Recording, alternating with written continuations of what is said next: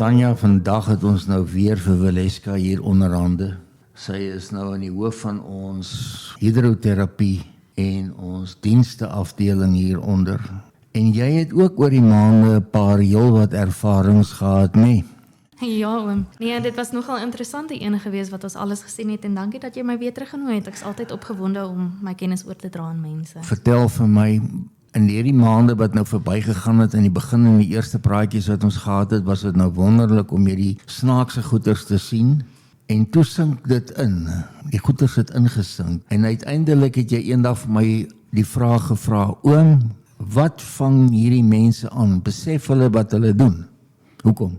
Die ding is, ek dink hoe meer mens met mense begin werk, hoe meer begin jy na jouself kyk, want jy wil 'n voorbeeld wees van wat dit moet wees en hoe jy moet leef. En hoe meer jy sien wat in mense se darmes aangaan, en hoe meer jy leer oor die darmes en hoe belangrik dit is werklik jou tweede brein. As jy nie na jou darmes kyk nie, dan gaan jou hele liggaam uit balans uit wees. En jy het ook vir my gesê dat jy is wat jy eet.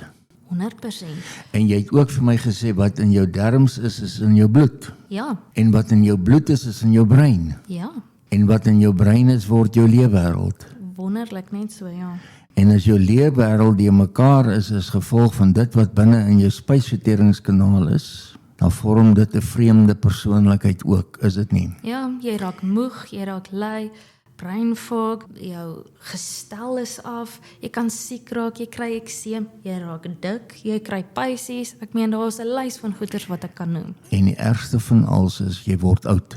Ja, baie vinnig. Daar's mense wat 20 jaar ouer lyk as wat hulle werklik is. En hulle is ouer omdat hulle kolonne die mekaar is en omdat hulle te spoggerig is om Dit te kom skoonmaak. dit te kom skoonmaak, nee. Ja. Ek het nou met Deborah gepraat en ek wil nou by jou uitkom oor hierdie term wat klink soos die boosheid van self wat ons noem dysbiose. Verduidelik vir my bietjie, wat is dysbiose? So dit is eintlik baie eenvoudig. Dit is wanneer die bakterieë in jou darm heeltemal uit balans uit is. So om te vergelyk, as mens dink aan jou lyf as 'n hotel, 'n baie luukse hotel, dan moet jy onthou dat vir een van jou selle is daar 10 bakterieë in jou. En as jy oor jare gemorskos eet, verwerkte kos inneem, dan begin hierdie slegte bakterieë oorneem. En dan het jy later baie meer slegte inwoners as wat jy goeie inwoners het.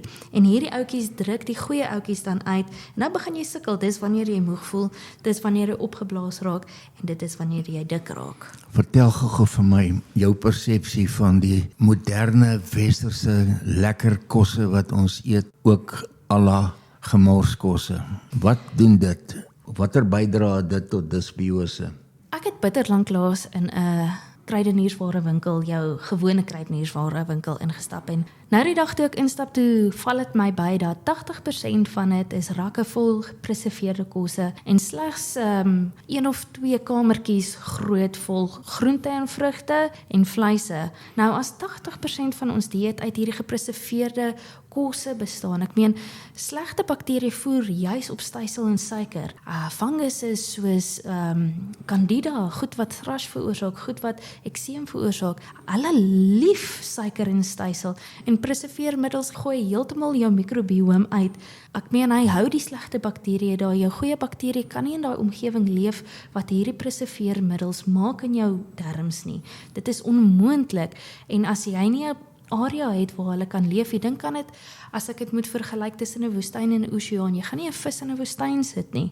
So hoekom verwag jy dat jou goeie bakterieë in 'n omgewing moet leef wat gemaak is vir hom nie? Vertel vir my, ek wil die punt beklemtoon, vertel vir my, watter rol speel goeie bakterieë in die algemene emosionele welstand van 'n mens? So soos wat Deborah ook vlugtelik genoem het, is 90% van jou serotonien word in jou darmes gemaak. 75 word daar gestoor. So 1, jou goed voel is daar. Jou slaap is daar. Nou praat ons van 50% van jou adrenalien. Ons praat van jou stres, wat daarso op een hoop opgebou word. So as jy nie goeie bakterieë het, jy kan hierdie goed nie metaboliseer nie, kan dit nie reg geproduseer word nie.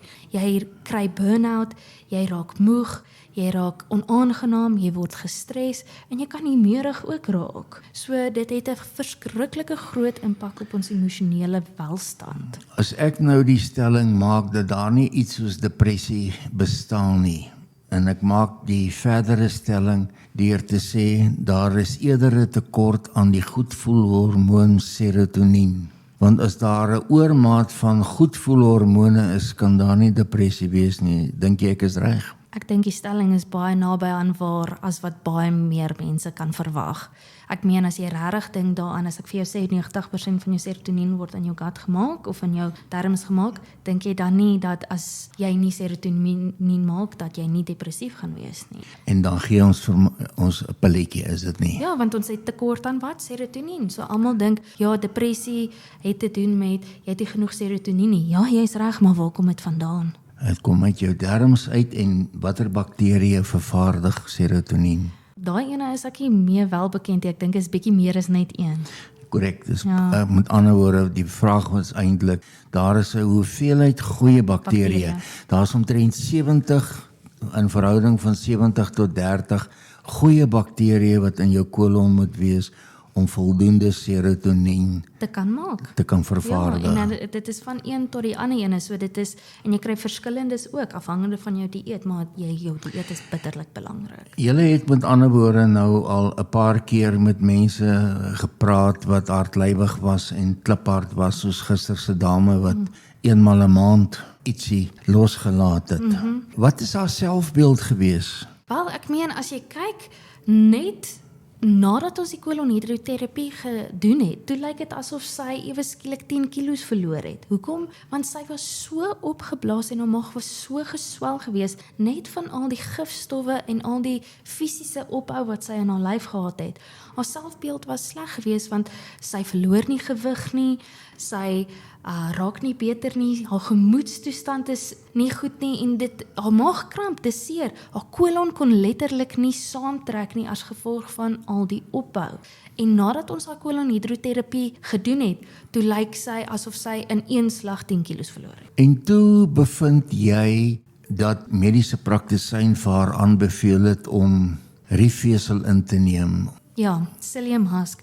Dis die laaste ding wat mens moet inneem as jy konstipasie het, want riefvesel of psyllium husk, wat dit doen as jy dit net so eet, dan maak dit 'n prop, 'n letterlike prop in jou darmes en toe ek haar uitspoel, kom daar net, dit lyk soos blaartjies, gedroogde blaartjies uit. Dis al wat ek uitspoel en ek kon nie verstaan hoekom nie en hoe meer ek met haar begin praat en toe sy vir my sê wat hulle vir haar voorgestel het, toe raak ek amper geskok. As jy hartlywigheid het, moet jy nie soveel vesel inkry nie. Inteendeel, jy moet baie eerder gekookte groente doen. Jy moet eerder iets soos chia sade soak oornag, sodat daai water wat in daai chia sade ingeneem word in jou kolon kan inkom. As jy net chia sade so gaan eet, dan gaan dit ook 'n prop laat ontstaan. Jy sê nou ons moet gekookte groente eet en my probleem lê reeds by die broccoli en by die spinasie en ander goed. Wat hoog is in oksalate en oksalate lei tot blaasstene, galstene en nierstene, lei tot inflammasie. Nou, jy het ervaring opgedoen hierdie afgelope klompie maande.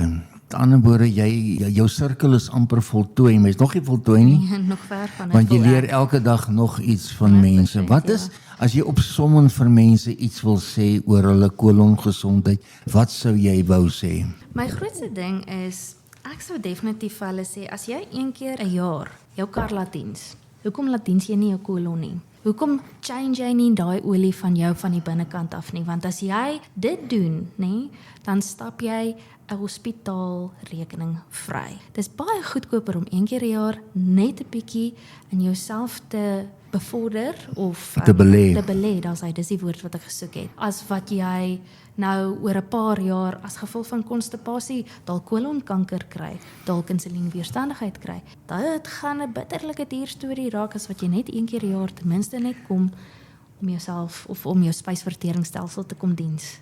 Jy het nou verwys na die winkel en as jy na daai kosse kyk En as jy kyk na statistieke en tendense, veral die wat in Amerika plaasvind, dan sê hulle oor 15 jaar gaan meer as die helfte van die wêreld reeds prediabetes wees. En ek sê nou vir julle dat wanneer jy inflammasie binne in jou kolon het, is jy insulienweerstandig. En as jy insulienweerstandig is, kan jy nie voedsel opneem nie en kan jy nie gewig verloor nie. En is jy op pad om hoeveelheid van siektes op te bou. Ja.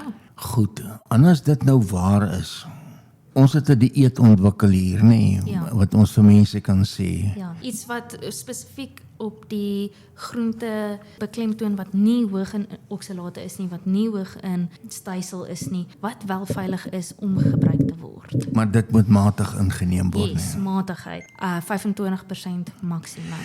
Sê vir my laastens, as jy opsommend vir iemand wil sê hoekom hulle na EcoHealth toe moet kom vir die behandeling en vir ons produkte hier in geheel beeld, wat wil jy vir hulle sê? Daar's eintlik baie wat ek kan vertel oor EcoHealth. Ek meen, heel eerste is, ons is 'n klomp bioloë met wat ons koppe bymekaar sit. Ons leer elke dag iets, ons doen elke dag navorsing. En nie net maklike Google navorsing nie, ons gaan lees navorsing van ander bioloë. Ons produkte wat ons hierso stel spesifiek is getoets, is gekyk en is met akkuraatheid opgestel. Ons weet wat ons doen en ek voel ons kyk na die fisiese, ons kyk na resultate, ons raai nie net nie.